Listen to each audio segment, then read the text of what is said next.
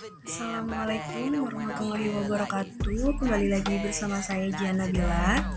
Di video kali ini saya ingin menjelaskan tentang pengaruh environmental performance corporate image, corporate social performance terhadap ekonomi performance dengan competitive advantage sebagai moderasi.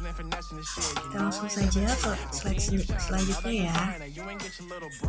Jadi motivasi isu dan fenomena GAP yaitu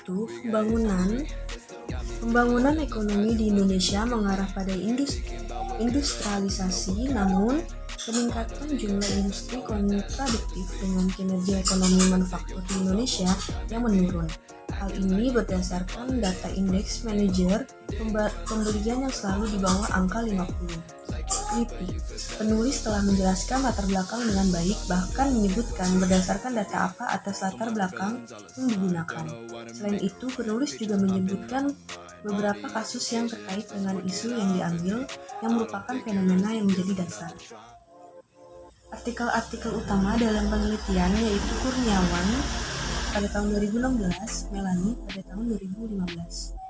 Kritik. Peneliti memang mencantumkan nama-nama penulis dan tahun terbit artikel yang digunakannya, namun artikel yang digunakan sebagai referensi oleh peneliti tidak terlalu beragam atau banyak. Novelty. Peneliti tidak menjelaskan secara jelas novelty penelitian di bagian abstrak maupun pengantar. Rumusan masalah dan tujuan penelitian. Peneliti tidak menjelaskan secara langsung dan terstruktur apa yang menjadi masalah dan tujuan penelitian. Tujuan penelitian dijelaskan secara singkat di bagian pengantar, yaitu untuk mengetahui apakah economic performance, corporate social performance, corporate image berpengaruh terhadap economic performance dengan competitive advantage sebagai pemoderasi pada perusahaan manufaktur yang terdapat di BEI periode 2014-2018. Kontribusi penelitian untuk mengetahui apakah economic performance, corporate social performance, corporate image berpengaruh terhadap economic performance dengan competitive advantage sebagai pemoderasi pada perusahaan manufaktur yang terdaftar di BEI periode 2014-2018.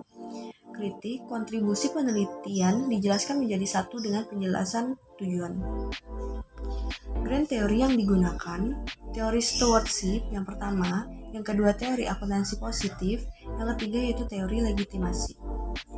Kritik. Di sini penulis menjelaskan teori apa yang digunakan dan menjelaskan secara jelas mengenai keterkaitan teori tersebut dengan jelas juga. Selain itu, penulis juga memberikan beberapa pengertian atas istilah terkait yang digunakan dalam penelitian ini. Hipotesis penelitian. Perumusan hipotesis dijelaskan dengan jelas dan rapi sebagai berikut. Pertama yaitu environmental performance, yang kedua corporate image, yang ketiga corporate social performance, yang keempat competitive advantage, yang kelima competitive advantage atau pengaruh pada hubungan environmental performance terhadap economic performance, yang keenam competitive advantage, pengaruh pada hubungan corporate image terhadap economic performance, yang ketujuh competitive advantage, pengaruh pada hubungan social performance terhadap economic performance. Itu di sini ada gambar kerangka konseptual, jelas ya. Nah, di sini kritiknya tidak ada kritik di poin ini karena penulis telah menjelaskan dengan jelas dan menunjukkan kerangka konseptual dalam penelitian. Rancangan penelitian atau kuantitatif, teknik penarikan sampel, purposive sampling, analisis data, regresi data panel, unit analisis 11 data perusahaan manufaktur yang terdaftar di BEI periode 2014 sampai 2018. Metode penelitiannya yaitu metode asosiatif.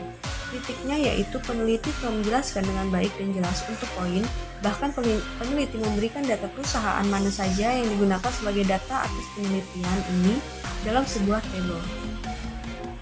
Operasional variabel penelitian dan metode analisis data. Metode analisis data adalah analisis statistik deskriptif. Kritiknya, pada poin ini peneliti telah menjelaskan dengan jelas metode analisis data yang digunakan telah menjelaskan dengan jelas metode analisis data yang digunakan dan memberikan definisi operasional variabel penelitian beserta dengan cara menghitungnya. Selain itu, peneliti juga telah mencantumkan data penulis dan tahun terbit atas data-data yang digunakan oleh peneliti. Uji yang dilakukan peneliti yaitu uji Chow atau CEM, FEM, dan REM, uji Hausman, uji Lagrange multiplier, uji asumsi klasik, uji heteroskedastisitas, uji multikoliniaritas, uji kelayakan model, koefisien determinasi, uji T. Kritik. Pada poin ini, saya tidak memiliki kritik apapun karena peneliti telah menjabarkan dengan jelas. Hasil pembahasan. Uji Chow rem lebih tepat digunakan dalam penelitian ini.